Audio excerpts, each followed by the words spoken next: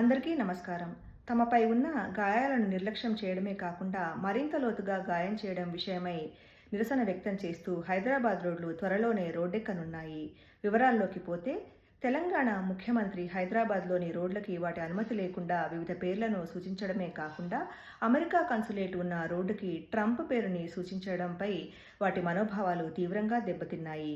దీనిపై వివరణ అడుగగా ఆయన ఇందులో తన తప్పేమీ లేదని, అమెరికా కన్సులేట్ ఉన్న రోడ్డు జన్మనక్షత్రం ప్రకారం పేరు ట్రాతో మొదలై పాతో ముగియాలని, ఈ పేరు అమెరికా అధ్యక్షుని పేరు కావడం కేవలం యాదృచ్ఛికమని ఆయన తెలిపారు.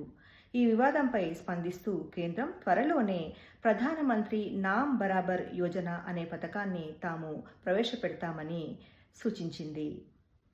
అయితే తాను బతికుండగానే తన పేరుని రోడ్లకి సందులకు పెట్టడాన్ని ఖండిస్తూ వీటిని ఉపేక్షించేది లేదని, ఇట్లాంటి దేశాలపై టారిఫ్ని మరింతగా పెంచుతానని అమెరికా అధ్యక్షుడు ట్రంప్ ప్రకటించారు. వివిధ దేశాల్లో ఉన్న ఇండియన్ కన్సులేట్ ఉన్న రోడ్లకి నాన్ బయలాజికల్ అనే పేరుని సూచిస్తారేమో అని అక్కడి ప్రజలు ఆందోళన చెందుతున్నారు.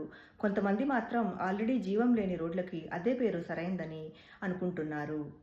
తాను ఒక దేశం కోసం రాసిన గీతంలోంచి భారత భాగ్య విధాతను ఒక వ్యక్తికి బిరుదుగా ప్రకటించడంపై ఠాగూర్ గారు తీవ్ర ఆందోళన వ్యక్తం చేశారు.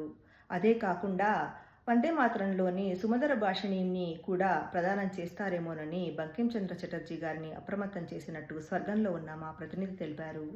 ఈ బిరుదు ప్రకటించిన వారిని ఇదేమిటని అడగగా ఇందులో తమ తప్పేమీ లేదని, వీటన్నిటికీ కారణం జవహర్లాల్ నెహ్రూ గారే అని వారు చెప్పడం గమనార్హం.